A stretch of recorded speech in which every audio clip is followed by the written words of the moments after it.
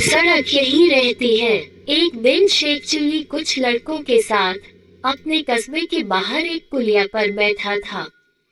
तभी एक सज्जन शहर से आए और लड़कों से पूछने लगे, क्यों भाई, शेख साहब के घर को कौन सी सड़क गई है? शेख चिल्ली के पिता को सब शेख साहब कहते थे। उस गांव में वैसे तो बहुत से शेख थे, परंतु शेख साहब चिल्ली के अब्बाजान ही कहलाते थे। वह व्यक्ति उन्हीं के बारे में पूछ रहा था। वह शेख साहब के घर जाना चाहता था, परंतु उसने पूछा था कि शेख साहब के घर कौन सा रास्ता जाता है। शेख चिल्ली को मजाक सूझा।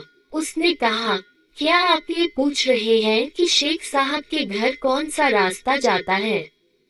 हाँ हाँ, बिल्कुल, उस व्यक्ति ने जवाब दिया। इससे पहले कि कोई लड़का बोले, शेख चिल्ली बोल पड़ा, इन तीनों में से कोई भी रास्ता नहीं जाता। तो कौन सा रास्ता जाता है? कोई नहीं। क्या कहते हो बेटे, शेख साहब का यही गांव है ना? वह इसी गांव में रहते हैं ना? हाँ, रहते तो इसी गांव में हैं। मैं यही तो पूछ रहा हूँ कि कौन सा रास्ता उनके घर तक जाएगा।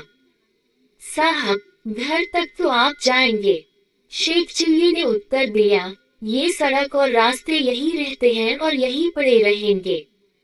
ये कहीं नहीं जाते। ये बेचारे तो चल ही नहीं सकते।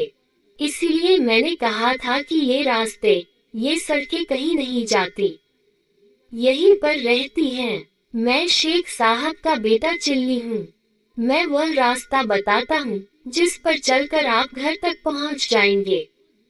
अरे बेटा चिल्ली, वह आदमी प्रसन्न होकर बोला, तू तो वाकई बड़ा समझदार और बुद्धिमान हो गया है। तू छोटा सा था जब मैं गांव आया था। मैंने गोद में खिलाया है तुझे।